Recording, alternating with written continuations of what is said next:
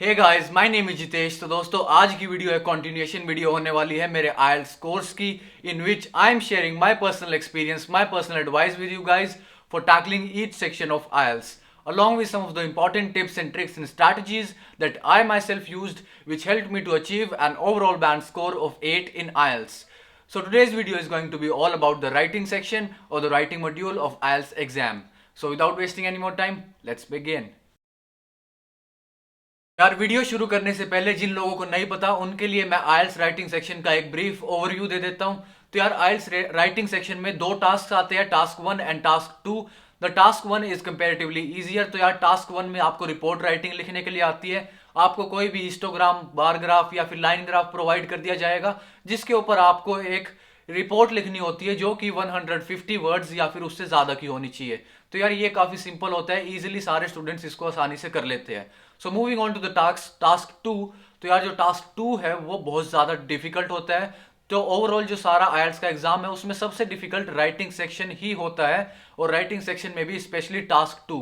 तो यार, टास्क 2 होता है ऐसे राइटिंग। इसमें आपको 250 वर्ड्स या फिर ज्यादा का ऐसे लिखना होता है, और इसमें 5 डिफरेंट टाइप्स के ऐसेज आ सकते हैं आपको लिखने के लिए।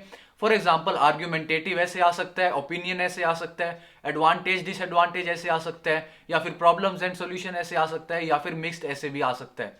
तो यार, आपको दोनों टास्क करने के लिए ओवरऑल टोटल 60 मिनट्स का टाइम प्रोवाइड किया जाता है, जिसमें से फर्स्ट टास्क को कंप्लीट करने के लिए 20 minutes and for the second one you will be provided with 40 minutes.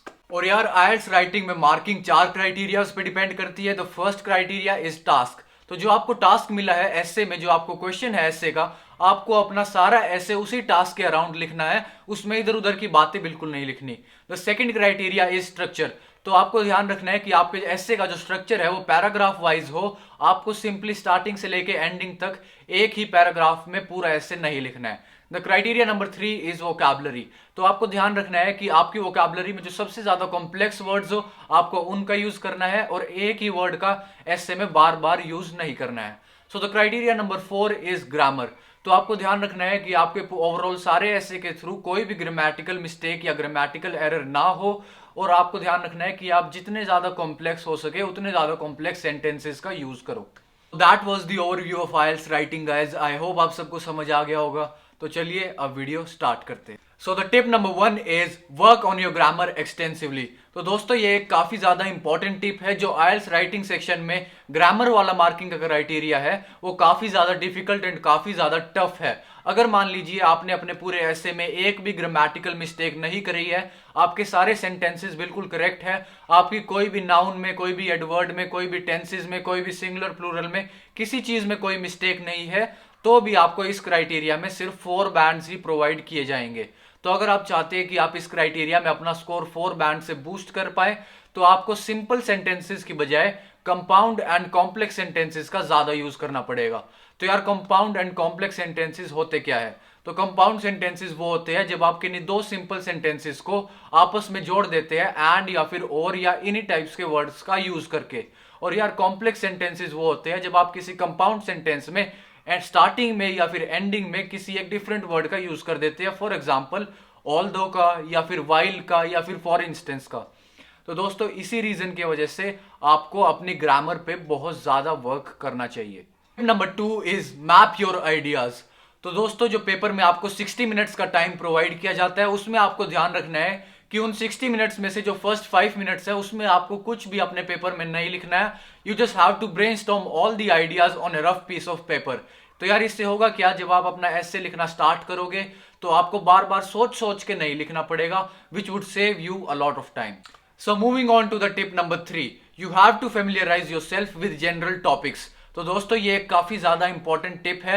आपको ध्यान रखना है कि अपना आईएलटीएस रीडिंग का एग्जाम देने से पहले आपको अपनी जनरल नॉलेज पे बहुत ज्यादा वर्क करना है।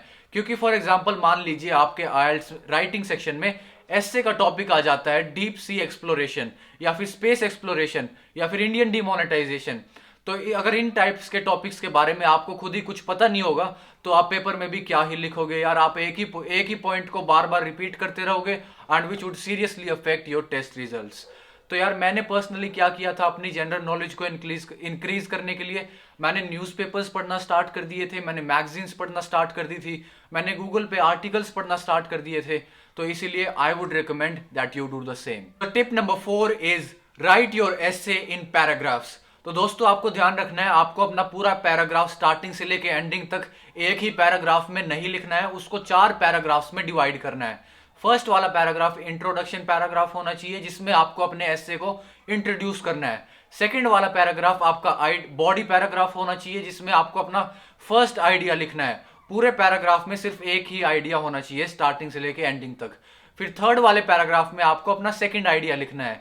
पूरे पैराग्राफ में सिर्फ एक ही आइडिया होना चाहिए, और जो फर्स्ट एंड सेकंड आइडिया है वो दोनों भी आपस में इंटरलिंक्ड होने चाहिए।